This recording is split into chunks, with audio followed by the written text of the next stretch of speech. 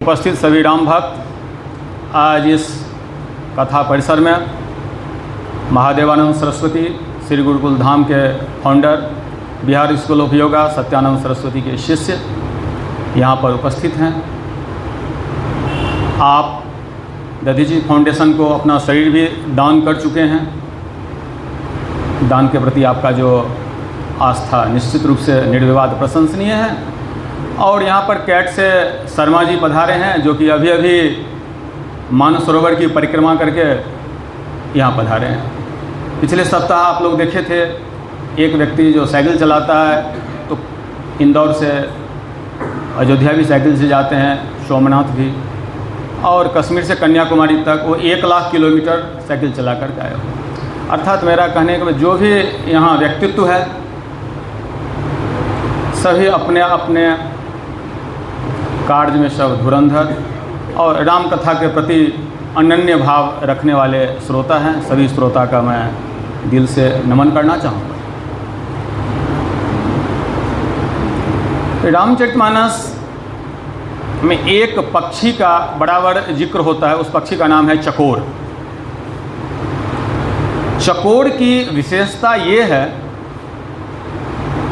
वो चंद्रमा की किरणों को जैसे कोई व्यक्ति देखता है, चकोर जैसे लग रहा है चंद्रमा के किरणों को पीता रहता है। वो मतलब इतने मंत्र मुग्ध हो जाते हैं चकोर। और रामचरितमानस में जो एक पंक्ति आया है जहाँ पर आप लोगों का ध्यान मैं आकृष्ट करूँगा, क्योंकि जो श्रोता यहाँ बैठे हुए हैं ये सभी राम भक्त हैं। मैं अपने कथा में निरंतर इस बात का उल्लेख करता हूँ, कथा में कितने व्यक्ति हैं ये महत्वपूर्ण नहीं है, कौन व्यक्ति है ये सर्वाधिक महत्वपूर्ण है। क्योंकि कथा में केवल वही व्यक्ति पहुँचेंगे जिसको प्रभु श्री राम लाएंगे। राम किन्ह चाहहि सोई होई, करे अन्यथा अस नहीं कोई। प्रभु श्री राम जो चाहेंगे बस वही होगी। कथा में आना प्रभु श्री राम की कृपा, और कथा में न आना यह आपकी स्वयं का निर्णय है। इसको इंटरचेंज करने की जो कार्य करते हैं व्यक्ति, उसको बोलते हैं मोह। मोह मतलब जानते हुए अनजान की वातावरण बनाना। प्रभु श्री राम नहीं चाहा इसीलिए मैं कथा में नहीं आ पाया ना, आप नहीं चाहे इसीलिए आप कथा में नहीं आए, प्रभु श्री राम चाहा इसीलिए आप कथा में आए। बस इस सूत्र को भी आप लोग याद रखें। राम भक्त के बारे में माँ पार्वती भगवान शंकर से जो अपनी बात बता रही उसमें धर्मशील विरक्त अरुज्ञानी। धर्मशील व्यक्ति, विषय और वासना से विरक्त व्यक्ति और ज्ञानी, जीवन मुक्त ब्रह्म पर पानी। जीवन से मुक्त और निरंतर ब्रह्मलीन व्यक्ति, ये 5 गुण बता दिए। क्या सब? धर्मशील, विरक्त, ज्ञानी, जीवन मुक्त, जीवन से मुक्त हो गया, ब्रह्मलीन। सब ते सो दुर्लभ सुरडाया, मतलब उसमें भी अति दुर्लभ। मतलब ये 5 तो मिल भी जाएंगे, जो व्यक्ति ब्रह्मलीन हो, धर्मशील हो, विरक्त हो, ज्ञानी हो। बोला सबसे कठिन काम है, सब ते सो दुर्लभ सुरडाया, राम भगति रत गत मदमाया। राम भक्ति व्यक्ति को आना माँ पार्वती का चिंतन है अति दुर्लभ। दुर्लभ नहीं, अति दुर्लभ। और आगे माँ एक बात शंकर जी के पास और प्रस्तुत कर देती है, सो हरि भगत काग किमि पाई, विश्वनाथ मोहि कहाँ बुझाई।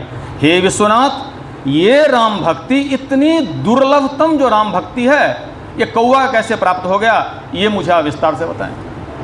इससे आप अनुमान लगा सकते हैं जो आप लोग किस पृष्ठभूमि से आए हुए हैं, जो इस रामकथा में और इस सिद्धेश्वर महादेव मंदिर के इस प्रांगण में आप लोग आज रामकथा सुन रहे हैं। ये असंभव नहीं तो बेहद कठिन तो है, इसमें किसी प्रकार का कोई आप लोग शंका बिल्कुल मन में न लाएंगे। अब पिछले कथा का पुनरावलोकन तो संभव नहीं है, लेकिन फिर भी कुछ कथा को ओवरलैप करते हुए आगे बढ़ने का प्रयत्न करूंगा, तो सारे भक्त को समझने में किसी प्रकार का कोई दुविधा या संशय नहीं होगी।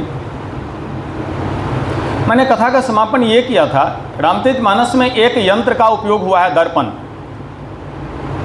अब बड़ा विलक्षण यंत्र है दर्पण। दर्पण ही एक ऐसा यंत्र है जिसके द्वारा व्यक्ति अपने शरीर की विरूपता को देख सकता है, कुरूपता को देख सकता है, अपने शरीर की दुर्गुण को देख सकता है। क्योंकि ये दो आंख काम के नहीं है, ये दो आंख निरंतर दूसरे में लगा रहता है, देखने में, निरंतर दूसरे को देखने में, दूसरे के दोष को देखने में निरंतर लगा रहता है। यदि मुझे अपने को देखना पड़ेगा तो दर्पण चाहिए। अयोध्या कांड शुरू हो रही है और महाराज दशरथ सिंहासन पर बैठे हैं, दर्पण मंगाया गया है। और दर्पण देखने के बाद जो पंक्ति आ रही है बिल्कुल शुरुआत में अयोध्या कांड, श्रवण समीप भये सित केसा मनहु जरठ पनु असुपदेशा। बोले कान के बगल में कुछ बाल पक गया है महाराज दशरथ का, बोला बुढ़ापा आ गया, अब क्या करना है? बोले निप जुबराज राम कहूँ देहु जीवन जन्म लाहु किन लेहु। बोला अब मैं राज्य नहीं करूंगा। उम्र की एक सीमा, अपनी जिम्मेदारी की एक सीमा जैसे ही आप पार करते हैं, अपने उत्तराधिकारी को पूरी राज्यभार दे करके ब्रह्म चिंतन में लगे। एक दृष्टिकोण महाराज दशरथ का है और एक दृष्टिकोण हम लोग प्रताप भानु का देखने का प्रयत्न किए थे। जो उसके पिता ने उसको वैसे राज दे दिया, नहीं तो रावण बनने वाला, वो तो छिनेगा ही छिनेगा। मनु महाराज देखे थे, बरबस राज सुतहि नृप दिन्हा, मनु महाराज बरबस देते हैं। और प्रताप भानु के लिए आ रहा है जेठे सुतहि राज नृप दिन्हा, बरबस शब्द ने, बरबस में जबरदस्ती। तो इस कथा पर हमने देखने का प्रयत्न किए थे। यदि पुत्र सुपात्र है तो राज्य दें, और कुपात्र हो तो भी राज्य दे ही दें तो ज़्यादा अच्छा है, नहीं तो छीन कर लेगा तो अत्यधिक दुख होगी। और दे देने से एक संतोष तो होगा, जो मैंने अपने पुत्र को या अपने उत्तराधिकारी को मैंने राज्य दे दिया, अपनी पूरी संपत्ति दे दी, भैया अब तुम चलो एक सीमा के बाद। ये महाराज दशरथ का भी यही दृष्टिकोण है। तो दर्पण की विशेषता को हम लोग देखने का प्रयत्न कर रहे हैं। दर्पण के द्वारा हम अपनी विरूपता, अपनी कुरूपता, हमारे पूरे बाल पक गए हैं और ये चमड़ा खिसक गया है पूरा, ये बुढ़ापा का साफ साफ संकेत जो दे रहा है, इसका सबसे ज़्यादा यदि कोई दर्शन करवाएगा तो ये दर्पण करा सकता है, और कोई करा ही नहीं सकता है। यदि मुझे कोई बोल दे अरे तेरा चमड़ा तो मुंह का पूरा सिकुड़ गया है, उसको गाली दूंगा, क्रोध चढ़ेगा। लेकिन यही काम यदि दर्पण बताएगा, दर्पण को हम फोड़ते नहीं हैं, तो दर्पण हमको बुढ़ापा का दर्शन करा रहा, तेरे को ही फोड़ देता हूँ। बोला ना ना ना, दर्पण निरंतर हमको आभास दिला रहा है तुम्हारी समय अब नज़दीक आ रहा है, भगवत चिंतन में लगो, राजपाट छोड़, अब दे अपने उत्तराधिकारी को और आगे बढ़ो। तो निरंतर हम दूसरे को इस दो आँखों का प्रयोग करके देखने का प्रयत्न करते रहते हैं, स्वयं को देखने का प्रयत्न करते ही नहीं है, जिसका परिणाम बड़ा घातक होगा। क्योंकि मनुष्य का जीवन तो मैं बार बार बता चुका हूँ, कबनियो करी करुणा नर देही, रामचरितमानस की पंक्ति, काकभूषणी गरुड़ संवाद। ये जीवन न तो धर्म का प्रसाद है, न हमारे कर्म का प्रसाद है, ये शुद्ध कृपा का प्रसाद है। प्रभु श्री राम के कृपा से यह मनुष्य जीवन मिला है। तो इस जीवन के द्वारा हम इस जन्म और मृत्यु के चक्र को तोड़ दें, यही जीवन की सार्थकता है। क्योंकि यहाँ पर जन्म मृत्यु के बारे में भगवान शंकर ये बता रहे हैं, जो जन्म और मृत्यु का जो दुख है, ये बहुत कठिन दुख है। इसको तोड़ना है, भवसागर की चक्र को तोड़ना है। एक ही योनि मनुष्य योनि है जिसमें यह समर्थ है, दूसरा किसी योनि में यह सामर्थ्य नहीं है जो इस जन्म मृत्यु के चक्र को तोड़ दे। तो निरंतर दूसरे को देखने में जो समय जा रहा है, दर्पण में जाकर स्वयं को देखने का निर्णय लें। जो हमारी दशा पहले क्या थी, अब क्या हो चुका है, इससे आगे निर्णय लेने में हमको सुविधा मिलेगी। दूसरे के दोष को जब देखने के लिए व्यक्ति हमेशा उद्धत होता है। मैं जब इंदौर आया था तो यहाँ पर एक ही कोचिंग चलता था, उसका नाम था गुप्ता ट्यूटोरियल्स। आप लोगों को भी पता होगा। ये सब जितने भी और सारे कोचिंग है, एलेन, रेजोनेंस, ये रैंकर पॉइंट, ये सब स्टैटफोर्ड, ये सब बाद की बात है। यानी ये बात होगी कम से कम मुझे लग रहा है 25 से ये 30 साल की बात। गुप्ता ट्यूटोरियल एक हुआ करता था। और एक पटना में एक सुपर 30 नाम का एक कोचिंग, आप लोग उस पर एक पिक्चर भी बना हुआ है, आनंद कुमार। तो एक हमारे मित्र जो अभी भी कोचिंग इंडस्ट्री में है, मैं उनके घर गया तो मुझे बताया जो ये एक बालक है, मेरा दृष्टिकोण ये कुछ बताने का मैं प्रयत्न कर रहा हूँ और मैं कितना सफल होऊंगा और देखने का प्रयत्न करें। बोला सुपर 30 में इनको पढ़ाने वाला कोई टीचर नहीं है, तो इंदौर आए हैं, गुप्ता ट्यूटोरियल में हैं। तो मैं बोला और ये क्या करते हैं? बोला जो मास्टर को जो डाउट होता है उसी को ये सॉल्व करते हैं। मैं बोला ये तो बड़ी बात हो गया भाई। मुझे बोल रहा है सर आप इनसे थोड़ा मिलिए। मैंने उनको लग रहा था आप भी सर्टिफिकेट इनको दे दीजिए। मैंने दिमाग में लिया जो ये सुपर 30 में ही इनका काम खत्म हो गया, वहाँ पढ़ाने वाला नहीं है, और गुप्ता ट्यूटोरियल में भी ये मास्टर को ही ये प्रॉब्लम को सॉल्व कर रहे हैं केवल। मैंने पूरा घर उनको देखा, पूरा किताब से भरा हुआ था। मैंने गया, मैंने उनको बताया तू एक काम कर, 2 मैग्नेट लगा और एक कंडक्टर को रोटेट कर दे और वोल्टेज का मुझे केवल डायरेक्शन तू बता। अब वो Fleming right hand, thumbs rule, 50 rule लगा रहा है, उससे हो नहीं रहा है। उससे मैं कितना भी उसे समझाने का प्रयत्न किया, वो समझने के तैयारी नहीं था वो लड़का। क्योंकि जीवन में वो समझने का कोशिश नहीं किया, वो दूसरे को दोष देखने का ही पूरा निरंतर प्रयत्न कर रहा था। जो व्यक्ति केवल गुरु के दोष देखने में अपने समय लगाएगा उसका नष्ट होना तय है। मुझे उनके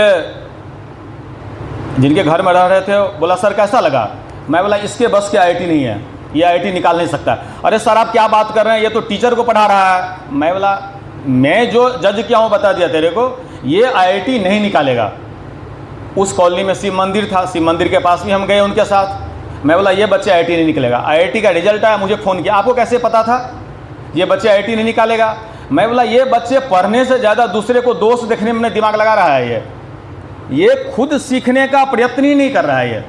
ये दूसरा टीचर गलती कहाँ करेगा केवल उसको ढूंढ रहा है। मैं बोला ये जीवन में सफल नहीं हो सकता है। काघुसुंडी जी को देख लीजिए, यही उज्जैन में ओम नमः शिवाय का जाप कर रहे हैं, लेकिन वो गुरु से द्रोह करके ही बैठा हुआ है। अनंतो गत्वा महादेव ने उसको श्राप दिया, तो अभी अजगर हो जा। तो जो दूसरे के दोष के अन्वेषण में अपनी जिंदगी निकालने का प्रयत्न करेगा, परिणाम तो उनका घातक होना ही होना है। इसमें किसी भी प्रकार का कोई भी आप डाउट नहीं कर सकते। तो हम कथा को आगे बढ़ाते हैं। भगवान कृष्ण ने भी गीता में यही बताया, धर्मानुकूल जो मर्यादित काम है वो मैं हूँ। विवेक जन क्रोध है, कहीं अत्याचार हो रहा है और आपका क्रोध करना स्वाभाविक है, ये विवेक जन क्रोध है। एक क्रोध होता है प्रतिक्रियावादी क्रोध ना, विवेक जन क्रोध। और सत्कर्म की प्रेरणा से यदि लोभ की वृत्ति आ रही हो, ये भी बुराई नहीं है।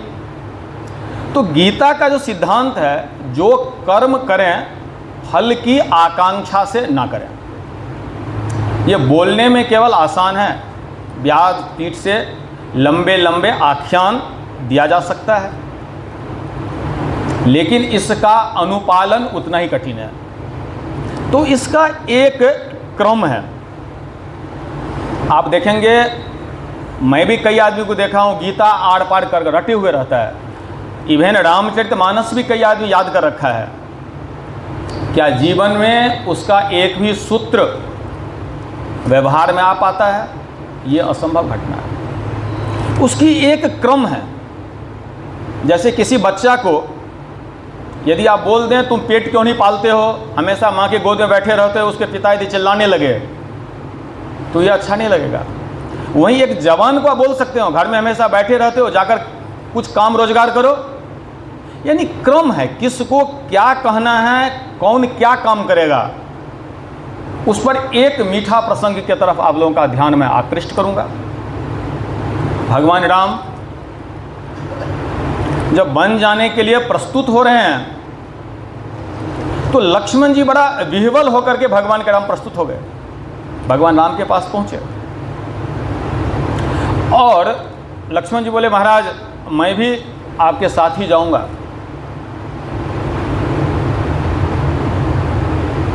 भगवान राम की जो पंक्ति है उधर आप ध्यान देंगे, बोले तात प्रेम बस जनी कजराहो, बोले प्रेम के बस में आकर तुम ये कायरता मत दिखाओ। लक्ष्मण जी को भगवान क्या बता रहे, तुम प्रेम के बस में आकर ये कायरता मत दिखाओ, क्योंकि अभी अयोध्या का जो दशा है उसमें तुम्हारा जाना किसी भी दृष्टि से ठीक नहीं है। भगवान बता रहे हैं अस जिय जानी सुनहु सिख भाई करहु मात पितु पद सेवकाई। तुम्हारे लिए सबसे बड़ा धर्म क्या है, माता और पिता का सेवा करो। और भवन भरत रिपुसूदन नहीं, भरत जी और शत्रुघ्न भी घर में नहीं है। राव वृद्ध मम दुखमन, मतलब राव वृद्ध हैं महाराज दशरथ, बोले मैं बन जाऊं तुम्हें ले साथा होय सबहि विधि अवधनाथ। बोला मैं यदि तुमको बन लेकर चला जाऊंगा तो राव वृद्ध हैं, भरत शत्रुघ्न नहीं है, तो ये नगर हर प्रकार से अनाथ हो जाएगा। गुरु पितु मातु प्रजा परिवारु, बोले सब कहूँ परय दुसह दुख भारू, सब के ऊपर दुसह दुख पड़ा हुआ है, तुम क्यों जाना चाहते हो। भगवान राम ने धर्म की परिभाषा की एक झड़ी लगा दी। बता रहे जासु राज प्रिय प्रजा दुखारी सो नृप अवश्य नरक अधिकारी। जिसके राज्य में प्रजा दुखी होगा वो राजा नरक में जाएगा। एकदम धर्मयुक्त बातों की एक भगवान श्री राम ने झड़ी लगाया। तुम्हारा जाना कहीं से कहीं तक उचित ही नहीं है, तुम जाकर करोगे क्या। बन जाने का आदेश मुझे मिला है और मैं जा रहा हूं, और इन लोगों का सेवा करना तुम्हारा सबसे पहला धर्म है, और इस तरह से छोड़कर जा रहे हो तो ये पलायनवादी है, ये कायरता है। राम का उपदेश बिल्कुल शास्त्र के अनुकूल दिखाई पड़ रहा है। कहीं से कहीं तक कोई बता नहीं सकता है तो महाराज ये कहीं एक शब्द भी गलत बताए हैं। भगवान के इस बातों को सुनकर लक्ष्मण जी ने जो बताया बड़ी महत्व की चीज़ है। बोला महाराज एक चीज़ मुझे आप बता दें, धर्म के तत्व क्या सभी के लिए बराबर है। जो धर्म के तत्व है ये उपदेश आपने दिए, गुरु पितु मात प्रजा परिवारु, माने इन सब का सेवा करना तुम्हारा मूल धर्म है, तो ये क्या सबके लिए अनिवार्य है, सबको करना चाहिए, पहला बात। दूसरा महाराज उपदेश महत्वपूर्ण क्या है, महत्वपूर्ण उपदेश है या उपदेश सुनने वाला या उपदेश को धारण करने वाला। इस रामचरितमानस व्यासपीठ से रामचरितमानस की कितनी भी गंगा बहाया जाए, महत्वपूर्ण लक्ष्मण जी का चिंतन क्या है महाराज, उपदेश को ले कितना रहा है व्यक्ति, महत्वपूर्ण ये है, न कि महत्वपूर्ण आपका उपदेश। व्यासपीठ से यहाँ पर रामचरितमानस की नदियाँ बहा दिया जाए, महत्वपूर्ण ये नहीं है। महत्वपूर्ण ये है ये उपदेश आपके मस्तिष्क पर कितना प्रभाव डाल पाया, उस उपदेश को कितना आप अपने मस्तिष्क में लेकर घर जा रहे हैं, महत्वपूर्ण है महाराज। ये महत्वपूर्ण ये नहीं है जो धर्म की आपने इतनी गंगा बहा दिया। और इसके बाद लक्ष्मण जी एक शब्द और बोल देते हैं, मैं शिशु प्रभु स्नेह प्रतिपाला। बोले महाराज मैं तो बिल्कुल शिशु हूँ। अब सुनने में एकदम अटपटा लग रहा है, एक ही साथ दोनों का जन्म हुआ है, और लक्ष्मण जी यदि 10-20 साल का अंतर हो तो बता दे मैं बच्चे हूँ, लेकिन मैं शिशु प्रभु स्नेह प्रतिपाला। महाराज मैं तो दूध पीने वाला शिशु हूँ, बड़ा अटपटा लग रहा है ना, जन्म तो एक साथ हुआ था, तो महाराज अब शिशु कैसे हो गए, घंटा 2 घंटा का अंतर है। यदि मुझे 5 साल के बच्चे शिशु बोले तो समझ में आ रहा है, और मैं 50 साल का, 48 साल का, 49 साल के, एक बाद बोले मैं शिशु हूँ। सुनने में बड़ा अटपटा लग रहा है, लेकिन रामचरितमानस की शब्द तो है। बोले मैं शिशु प्रभु स्नेह प्रतिपाला। अरे महाराज, मैं तो शिशु हूँ और इतने स्नेह से मुझे पाले हैं आप। क्या ये जो आपकी धर्म की ये व्याख्या को मैं संभाल पाऊंगा क्या? भगवान चुप। जितनी लहा दिए, जितनी ज्ञान की रहूं करहूं सब कर पर तोसु, नतर तात हुई हैं बरदोसु। बोला तुम यहीं रहो, नहीं तो तुमको भयंकर पाप लगेगा, अयोध्या में तुम रहो। बोला ना महाराज, मैं तो शिशु हूं। ये ज्ञान की बात जिसके पास में समझ है उनके लिए तो ठीक है, लेकिन दूध पीने वाला बच्चा को आप पूरी रामचरितमानस घोटवा रहे हैं महाराज। अटपटा लग रहा है, बहुत अटपटा लग रहा है। लेकिन भगवान चुप हो गए, साइलेंट, कुछ नहीं बोल रहे। क्यों नहीं बोले? क्योंकि लक्ष्मण जी को एक बात याद आ रहा है, धनुष भंग का वो बात, जब परशुराम जी वहां पहुंचे हुए हैं और परशुराम जी से भगवान राम ने यही बताया था, नाथ करहु बालक पर छोहू। क्या बोल रहे हैं? हे मुनि, ये तो बालक है, अब बालक से क्यों आप अडार कर रहे हैं? वहां भी परशुराम जी का दिमाग खराब हो रहा है। ये लड़ने भिड़ने में और बात में तो आग लगाने वाले कर रहा है ये बालक छोटा कैसे हो गया? देखने में तो तुम्हारे जैसे दिख रहा है ये बालक, और इसके भाषा देखो, जहर से भी जहरीला है इसका भाषा। बोले नाथ करहु बालक पर छोहू। परशुराम जी बोला भैया इसका तो एज भी बता दे, ये कितने साल का बच्चा है? ये तो बहुत बड़ा जहरीला है, ये तो लड़ने भिड़ने के लिए तैयार बैठा है मेरे से। बोले महाराज शुद्ध दूध मुख करियन को। बोला उम्र बता रहे हो तो दूध मुख है। दूध मुख मतलब बच्चे का जो दूध का दांत नहीं टूटा हुआ हो वो ये बच्चा है। ये बात तो लक्ष्मण जी सुना था, क्योंकि धनुष भंग में लक्ष्मण जी वहीं उपस्थित हैं और लक्ष्मण जी को बता रहे हैं ये दूधमीमा बच्चा है। बस उसी बिंदु को लक्ष्मण जी पकड़ा, महाराज ये ज्ञान मेरे काम का नहीं है, क्योंकि मैं दूध पीने वाला बच्चा हूं, आपने मुझे बता दिए थे, तो मैं तो दूध पीने वाला बच्चा ही हूं महाराज, हमसे ये भार उठने वाला नहीं है। मैं शिशु प्रभु स्नेह प्रतिपाला। बड़ी गूढ़तम बात लक्ष्मण जी ने बताया। प्रभु श्री राम निःशब्द हो गए। प्रभु श्री राम के पास अब एक भी शब्द नहीं है। और एक पंक्ति वहां पर गोसाई जी लिख रहे हैं, जो सुनी मृदु गूढ़ वचन रघुपति के। रघुपति के ये जो बात परशुराम जी के साथ हुआ है बड़ी गूढ़ है। सुनी मृदु, सुनने में बड़ी मृदु, मुलायम, कोमल और बड़ी गूढ़ बात भगवान राम करते हैं। भगवान राम का चिंतन है, परशुराम जी को ये बताना चाहते हैं ऋषि, हे मुनि, फरसा लेकर के आप इनको काटने के लिए तत्पर हो रहे हैं, तो ये तो दूध पीने वाला बच्चा है। अब दूध पीने वाला बच्चा को आप यदि फरसा से काट रहे हो, ये तो आप जैसे मुनि के प्रतिष्ठा के अनुकूल तो नहीं है। ये इस दूध पीने वाले बच्चे को फरसा से काटोगे तो बच्चा समझ करके माफ़ कर दो। एक बात ये हुई।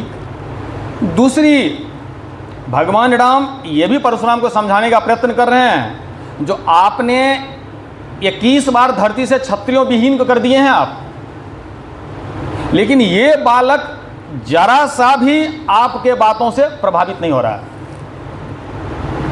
क्यों? जिसके फरसा के चमक से वहां राजा अपने बाप के नाम लेकर अपना परिचय दे रहा है और सब भगवान से मना रहा, अच्छा धनुष नहीं टूटा, नहीं तो मेरा ही गर्दन आज कटता। ये परशुराम है। वहां पर ये बालक प्रभावित नहीं हो रहा है। तो महाराज दो चीज को आप देखें, तो यदि किसी चीज से कोई प्रभावित क्यों नहीं हो रहा है, तो वहां गोसाई जी एक सूत्र दिए हैं, बोले प्रभु प्रभाव जानत मति धीरा। लक्ष्मण जी प्रभु के प्रभाव को जानते हैं। जो व्यक्ति श्री राम के प्रभाव को जान लिया, दुनिया में कौन ऐसी चीज है उसको प्रभावित कर दे? अब प्रभावित हो ही नहीं सकता है वो।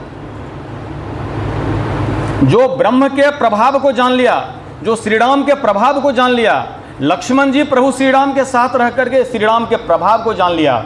अब लक्ष्मण जी किसी से प्रभावित हो भी तो कैसे हो? संभव ही नहीं है। चाहे परशुराम का फरसा हो या उनका धनुष्मान हो, लक्ष्मण जी कोई प्रभावित नहीं हो रहा है। संसार में आने पर हर व्यक्ति दूधमुहा ही रहता है। आगे चल कर के व्यक्ति सद्गुण की बात करता है, सम्मान की बात करता है, और विभिन्न प्रकार के फिर मानस रोग उसके अंतःकरण में धीरे धीरे प्रविष्ट होना शुरू हो जाता है। लक्ष्मण जी निरंतर ईश्वर की कृपा और प्रेम रूपी दूध पर ही पले हैं। जीवन में लक्ष्मण जी दूसरी चीज़ को देखने का कभी प्रयत्न ही नहीं किए। लक्ष्मण जी की न तो कोई कामना है, न लक्ष्मण जी की कोई इच्छा है। ईश्वर की गोद में ईश्वर की करुणा और ईश्वर की स्नेह के अलावा लक्ष्मण जी अपने जीवन में किसी को प्रविष्ट ही नहीं होने दे रहे। दूधमुहा भगवान राम के द्वारा धनुष यज्ञ में जो बताया गया है, उसको लक्ष्मण जी कस के पकड़े हुए हैं। महाराज, मुझे जैसे दूधमुहा बच्चा, वो अपने माँ के अलावा किसी को पहचानता ही नहीं है। चाहे वो डाकू भी आ जाए, वहाँ भी हंसता ही रहता है वो।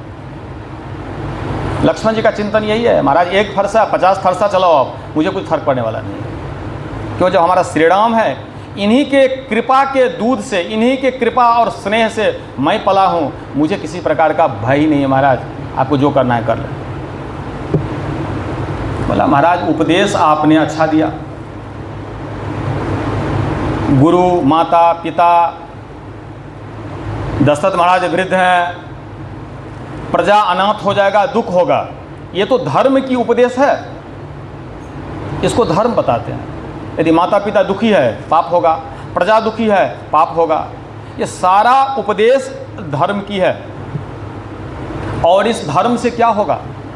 तो धर्म से यश प्राप्त होता है, और धर्म से ऐश्वर्य मिलता है। गाड़ी घोड़ा बंगला पत्नी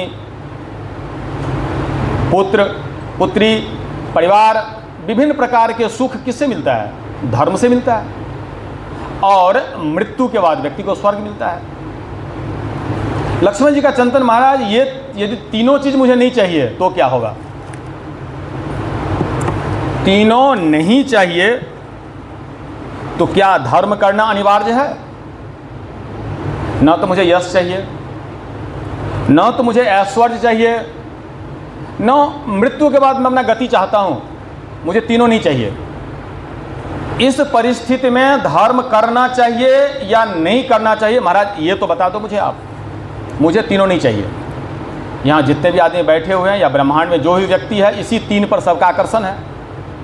धर्म कर रहे हैं, यहाँ सुख चाहिए, ऐश्वर्य चाहिए, शांति चाहिए। और जब बहुत धन हो गया तो व्यक्ति चाहता है मेरा अखबार में फोटो छपे।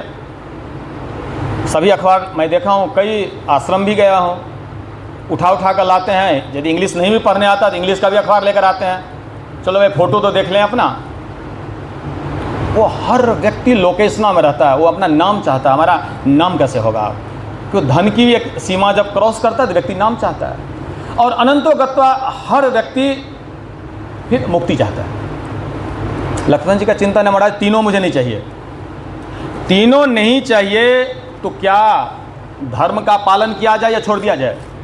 महाराज ये तो बता दो आप। किसी को कोई वस्तु चाहिए तो दाम देना पड़ेगा। माताजी प्रसाद लाए हैं, यहाँ प्रसाद पहुँचाया जाता है।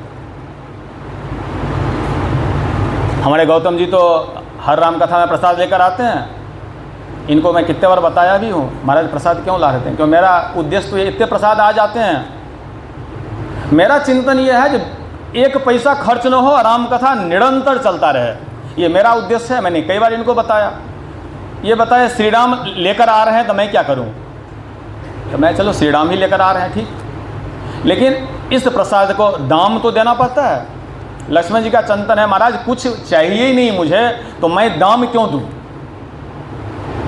मुझे कुछ नहीं चाहिए, तो आपने जो धर्म की इतनी लंबी व्याख्या किए हैं वो क्या मेरे लिए जरूरी है क्या महाराज? मुझे ये बता दें आप। हमको कुछ नहीं चाहिए, जिसको कुछ चाहिए, जिसको कुछ चाहिए, जिसको धन चाहिए, ऐश्वर्य चाहिए, यश चाहिए, मरने बाद मुक्ति चाहिए, वो धर्म करे। महाराज मुझे धर्म नहीं चाहिए, तो मुझे इस तरह के धर्म पालन मेरे लिए जरूरी है या नहीं है? और लक्ष्मण जी ने एक सूत्र दे रहे हैं वहां पर, बोले धर्म नीति उपदेशीयता ही। धर्म और नीति उनके लिए जरूरी है महाराज। कीरति भूति सुगति प्रिय जाही, जिनको कृति की प्रिय हो, जिनको विभूति ऐश्वर्य, ऐश्वर्य में सब कुछ आ जाता है, गाड़ी घोड़ा बंगला कार जीप ट्रक, जितने भी संपत्ति है वो सारे ऐश्वर्य में आता है। सुगति, व्यक्ति मृत्यु के बाद गति प्राप्त कर ले। बोला केवल धर्म की अवधारणा, धर्म केवल उनके लिए है, धर्म नीति उपदेशीयता ही कीरति भूति सुगति प्रिय जाही। महाराज जिसको ये तीनों चीज चाहिए वो धर्म करे, मेरे बस की बात ये नहीं है। और लक्ष्मण जी एक सूत्र दे दिए, बोले नरवर धीर धर्म धुरधारी। बोला महाराज धर्म के धुरंधर एक व्यक्ति अभी आना बचा हुआ है, नाम नहीं लेना लक्ष्मण जी, लेकिन लक्ष्मण जी का संकेत है अभी भरत भैया आने वाले हैं। महाराज ये भार तो केवल वो उठा सकता है। नरवर धीर धर्म धुरधारी निगम नीत कहूँ ते अधिकारी। वो सही अधिकारी तुम्हारा भरत है, वो इतने भार को उठा सकता है, मेरी बस की बात नहीं है महाराज। हमको न कुछ चाहिए न ये झंझट में मुझे आप डालिए, मुझे तो अपने चरण में लेकर जहाँ जहाँ आप चलते हैं वहाँ लेकर चलिए। बड़ी दृष्टिकोण लंबी है। तो मेरा दृष्टिकोण कथा लाने का ये था, हर व्यक्ति पर हर चीज़ एप्लीकेबल नहीं है। जिस कक्षा का जो विद्यार्थी हो, जैसे बबर जी बताए हैं, इस कथा का सही स्वाद 3 महीने में आपको समझ में आएगा। लेकिन जिस कोटि के यहाँ राम भक्त उपस्थित हैं, जिस कोटि के यहाँ माताएं उपस्थित हैं, वो पहला दिन है इस कथा का सही स्वाद ले रही है। और एक बात निश्चित रूप से गांठ बांध लें, आप स्वयं नहीं आ रहे हैं, इस बात में किसी भी प्रकार का संशय बिल्कुल ना पालें। और आप नहीं आ रहे हैं तो आप नहीं आ रहे हैं, वो आपका निर्णय है, और आना प्रभु श्री राम का निर्णय है। ये कक्षा की प्रथम सीढ़ी है। बोला महाराज जितना भार आपको डालना है भरत जी पर डाल दीजिए, आप भरत जी पर डालें, जितना भार डालना है वो सारे भार उठाएंगे। लेकिन मैं इतना भार कैसे उठा पाऊंगा? क्योंकि फिर भरत जी वही बता रहे हैं, मैं शिशु प्रभु स्नेह प्रतिपाला मंदर मेरु की ले ही मराला। बोले महाराज हंस के बच्चे पर ये मंदराचल पहाड़ डाल करके उसकी परीक्षा आप ले रहे हैं महाराज, ये कहाँ तक न्यायोचित है? ये जैसे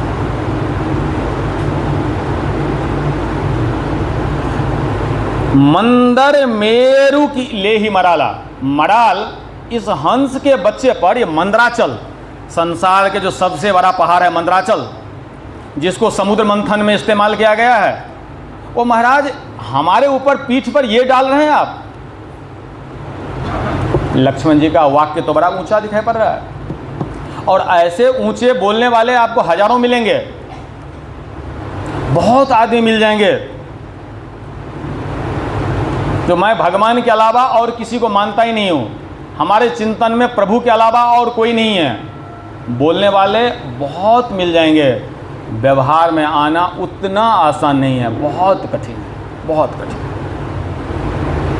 लक्ष्मण जी एक सूत्र करके और बातचीत को धीमा कर देते हैं। बोले गुरु पितु मात न जाने का हो, आप बोल रहे गुरु का सेवा करो, माता का सेवा करो। बोले गुरु पितु मातु न जाने का हो, मैं न गुरु को जानता हूँ, न माता को जानता हूँ, न पिता को जानता हूँ। लो अब आपको जो उपदेश देना है दे दीजिए। मैं किसी को जानता ही नहीं हूँ, जब जानता नहीं हूँ तो मैं सेवा क्यों करूँ? गुरु पितु मात न जाने काहू, कहूँ स्वभाव नाथ पतियाहू। बोला मेरा स्वभाव को तो आप जानते ही महाराज, मैं किसी को जानता ही नहीं। तो जीवन में यदि व्यक्ति के पास में कामना है तो व्यक्ति कर्म करेगा,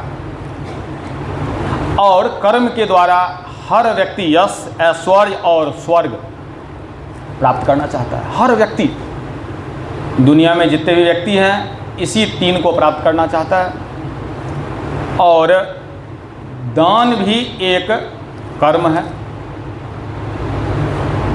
क्योंकि इस कलिकाल में धर्म के, मैं पहले भी बताया था, धर्म के जो 4 स्तंभ है, सत्य, दया और तप, इसका तो पहले ही कलयुग आने टाइम ही उसको काट दिया गया। यदि कोई ये बता रहा हो जो मैं सत्य बोलता हूँ, पाखंड कर रहा है, क्योंकि संभव ही नहीं है, असंभव, क्योंकि है ही नहीं तो कहाँ से संभव है। प्रगट धर्म के 4 पद, कलयुग में ही एक प्रधान, माने कलयुग में एक ही प्रधान है। येन केन विधि दिन है दान करे कल्याण। किसी भी तरीके से अपनी आसक्ति को छोड़कर दान हो गया, वो कल्याण कर देगा, क्योंकि वही केवल बचा हुआ है। सत्य संभव नहीं है, किसी से तपस्या संभव नहीं है, दया नहीं है, तीनों पैर को कलयुग ने आते ही कट कर दिया, एक बचा हुआ है। तो 2 चरित्र पर आप लोगों का ध्यान मैंने आकृष्ट किया। एक भरत जी का चरित्र है, ये निष्काम कर्मयोगी हैं, और लक्ष्मण जी अपने जीवन में ईश्वर के अलावा किसी का प्रवेश ही नहीं दे रहे हो। बोले गुरु पितु माता न जाने का हो, मैंने न गुरु को न माता पिता किसी को नहीं जानता हूँ, समाज और प्रजा की तो बात ही छोड़िए। बोला मैं जानता ही नहीं हूँ महाराज उन लोगों को कौन है, ये हमारा स्वभाव को आप जानते हैं। भरत जी निष्काम कर्मयोगी, लक्ष्मण जी ईश्वर के अलावा अपने जीवन में किसी का प्रवेश ही नहीं होने दे रहे हैं। बोले हमारे जीवन में एक ही शब्द हमको याद है, श्री राम, ईश्वर, बात खत्म। तो गीता के प्रारंभ में भी आप देखेंगे निष्काम, जय श्री राम, निष्काम कर्मयोग की पाठ भगवान कृष्ण अर्जुन को नहीं सिखा रहे हैं, क्योंकि कक्षा धीरे धीरे ही चलना चाहिए। व्यक्ति रामचरितमानस का अध्ययन शुरू करें, अध्ययन शुरू करेंगे, कथा का गहनतम आनंद और रहस्य को देखना के लिए व्यक्ति प्रस्तुत हो जाएगा। धीरे धीरे मानस रोग क्षय होना शुरू होगा, और व्यक्ति अनंतो गत्वा मानसिक रूप से सबसे पहले व्यक्ति शुद्ध होगा। तो भगवान कृष्ण भी अर्जुन को निष्काम कर्म की पाठ पढ़ाई ने शुरू में बोले हैं, हतो वा प्राप्स्यसि स्वर्गम। बोला यदि मारे जाओगे तो स्वर्ग भोगोगे, और जित्वा वा भोक्ष्यसे महीन, और जीतोगे तो धरती का राज्य करो। मतलब कर्म में अर्जुन को धकेला जा रहा है, तुमको कर्म करना पड़ेगा, युद्ध शुरू करो तुम, और युद्ध शुरू करो तो युद्ध में बोले मरोगे, यह पहला शर्त है। व्यक्ति काम शुरू करने से पहले निर्णय ले लेता है इसका लाभ कितना होगा। भगवान कृष्ण का चिंतन नहीं है, हतो वा प्राप्स्यसि स्वर्गम, माने हत्या तेरी हो गई, तू युद्ध में मारा गया तो स्वर्ग भोगेगा। तस्माद् उत्तिष्ठ कौन्तेय युद्धाय कृत निश्चय, युद्ध के लिए तत्पर हो जाओ। तुम क्या दिख रहा है, भगवान बताते तो निष्काम कर्म योग करो, स्वर्ग क्या भोगोगे, धरती क्या भोगोगे। बोला ना ना ना ना, धरती भोगोगे, इस ब्रह्मांड का राज्य करो और मरने का स्वर्ग का आनंद लो।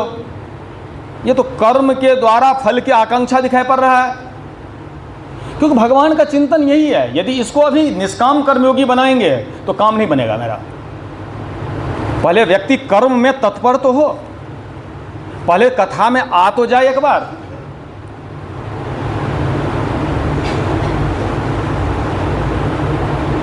कथा में आते ही व्यक्ति सनकादिक तो बन नहीं सकता है, व्यक्ति शुरुआत तो करे। मैं पिछले बार ही बताया था, जो 2 भाई घर छोड़ के जा रहा था और पक्षी की भाषा समझने में वो प्रवीण था, वो तो पक्षी ने बताया जो भाई ये तो जितना पत्ता है उतने साल तप करेंगे तो ब्रह्म मिलेंगे, तो प्रभु का इनका साक्षात्कार होगा। तो एक भाई भाषा सुन करके भाग गया, बोला नहीं इतना दिन कौन रुकेगा। एक भाई बोला कम से कम ये तो निर्णय हो गई, जो प्रभु तो मिलेंगे तो मैं तब शुरू करता हूँ। प्रभु प्रकट हो गए। यानी काम शुरू तो हो जाए, कथा में आना तो शुरू हो जाए, रामचरितमानस घर में प्रतिदिन उसको धूप दीप दिखाना तो शुरू हो जाए, पेज तो पलटा जाएगा, वो अपना फल देना शुरू कर देगा, प्रभाव देना शुरू कर देगा।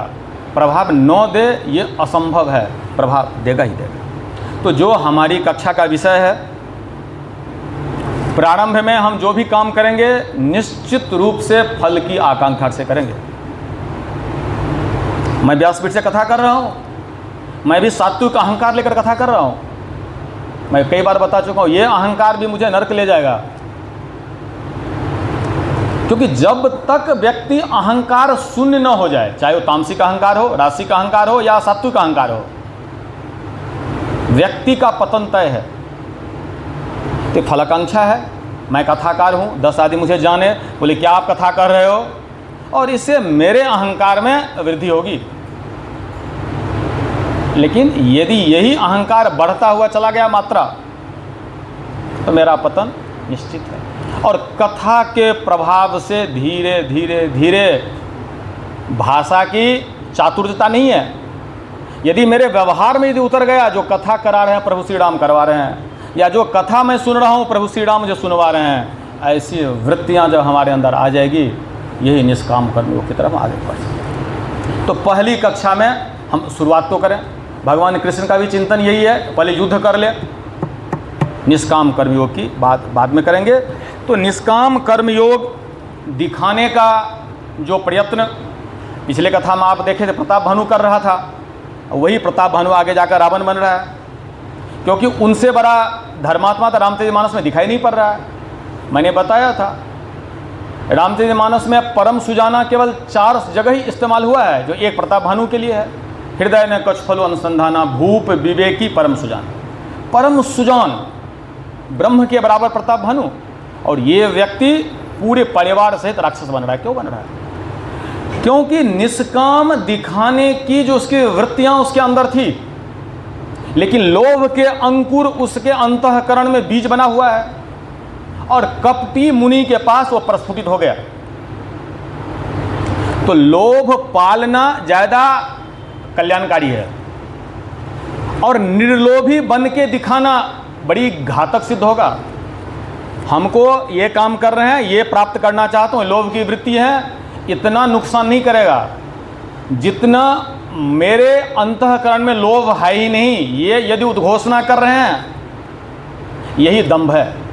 दंभ मतलब जो वस्तु स्थित से ऊपर उठा कर बात कर रहा है, जैसे प्रताप भानु का चिंतन है, एक यज्ञ के जगह पर हजारों यज्ञ कर रहे हैं, करे जो कर्म धर्म मन वाणी, वासुदेव अर्पित नृप ज्ञानी।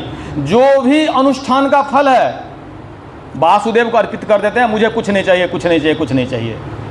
लेकिन जब उस ठग के पास गए तो जो जो चाहिए वो जो कोई दे ही नहीं सकता वो सब मांगना शुरू कर दिया। यानी क्या हो गया? ये दंभ की वृत्तियां हैं। निष्काम बनने की जो उसकी एक कपट है वो बाहर आ गया। इस तरह का व्यक्ति आपको समाज में, घर में, परिवार में हर जगह मिलेंगे, जो दिखाने का प्रयत्न करेंगे हमको कुछ नहीं चाहिए, मैं इतना अच्छा आदमी हूँ, मैं ये हूँ, मैं वो हूँ। उससे 1000 गुना अच्छा वो व्यक्ति है जिसको सब कुछ चाहिए। वो इतना गड्ढा में वो नहीं जाएगा जितना गड्ढा में वो जाएगा। छोटे मोटे पाप लगेंगे उनको, लोभ का जो पाप लगे, कम से कम रावण तो नहीं बनेगा वो व्यक्ति सीधे रावण बनेगा जो निष्काम दिखाने की चेष्टा करता है और फल की इच्छा उसके अंतःकरण में कूट कूट कर भरा हुआ है। ये बात को पूरा आप ध्यान से समझ। तो निरंतर जो हम कर्म करते हैं यश के लिए, सुख के लिए और ऐश्वर्य के लिए, और निरंतर न व्यक्ति काम में प्रवृत्त हो सकता है न क्रोध में, और एक लोभी है जो व्यक्ति निरंतर प्रवृत्त होता है। इसलिए गोसाई जी बोला काम वात कफ लोभ अपारा। अपारा शब्द केवल लोभ के साथ ही आया है, और ये नियंत्रित हो जाए कल्याणकारी है, और अनियंत्रित है ये जानलेवा है फिर, और दान भी एक कर्म है। अब आज 3 रविवार को लगभग हम लोग लोभ के पृष्ठभूमि पर अपने कथा को आगे बढ़ाने का प्रयत्न किए हैं। अब रामचरितमानस के दृष्टिकोण में हम दान के प्रसंग को भी देखने का प्रयत्न करेंगे। आप लोगों का ध्यान मैं आकृष्ट करना चाहूँगा।